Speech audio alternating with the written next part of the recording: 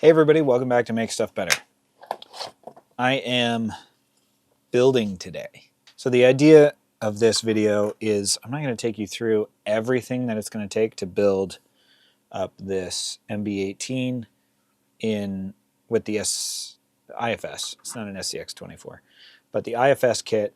If I run into anything that's interesting, I'm going to let you know if it's not straightforward, but if it's straightforward and it's plug and play, I'm just going to keep crack-a-lacking. I am not going to, this is not going to be a how-to. If you're ordering this, you probably already know how to build a truck. So it's just things that you're going to run into that are out of the ordinary. So let's get into it. So first off, I will say this. The instructions are not super clear. It's like building Legos, but adult version, because they give you the steps, do all of the things in step one, and it's unclear where two of these screws go, like what they hold into. I think they go into the bumper down on those bottom posts. I don't know what they go into after that. So there must be another piece that they kind of go through. The other thing is you're going to want a set of calipers because they identify the screws as an M1.4 and M1.5 in the length. And if you don't know what that looks like, you have to measure it. And then you can see what the thickness of that screw is. So that's a 2.4. It's probably an M2.5 realistically. They always undersize them, and 0.1 millimeters is not that much. So something to be aware of. Get yourself a pair of $10 calipers from Harbor Freight or Amazon or something. It will save your life because you won't want to kill yourself. So I am through steps 1 and 2, and that is the front grille, front part of the chassis, the lights that go in those pods. Actually, that's right side up because MEUS Racing is right side up. And then the back part of the chassis and shock towers, it's just the 4 parts, the wheel, these 2 shock towers, and this is pretty straightforward. All right, step 3 is done. That's just putting these 3 pieces together, putting the 2 heads on. Step 4 looks like it is the sides of the cage. Yep, and it is a lot of screws, so that's going to be a minute. All right, so that is the cage all set. Be aware of where you put your wires. I ran mine down next to the A-pillar and behind this little screw here. And the front light, I might run the wire up and over this screw and over that one, and then it'll go down. And your ESC is going to mount back here. So that's where the light plug needs to get to. But all in all, pretty straightforward. I would like to see bigger screws than M1.4 for all of these. I mean, an M2 would be much better, I think. I think they went with the little one, so it didn't ruin the look of the frame, the cage, but I'd like to see a stronger screw in there. These little screws that hold on the light pods, see if I can get it to focus on them.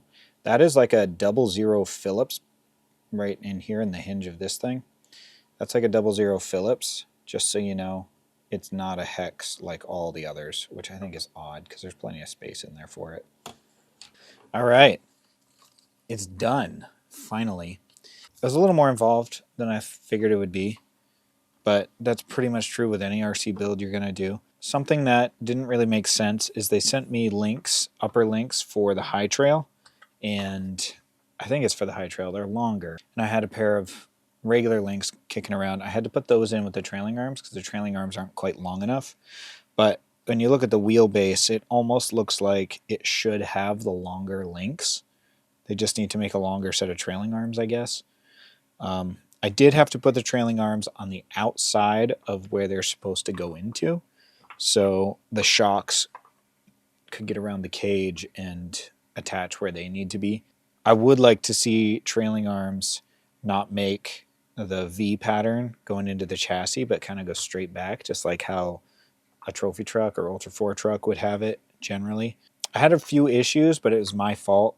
I have some cheap drive shafts and other things that didn't quite fit perfectly, and so I had to modify those. The drive shaft was a little bit long, so I had to grind that down.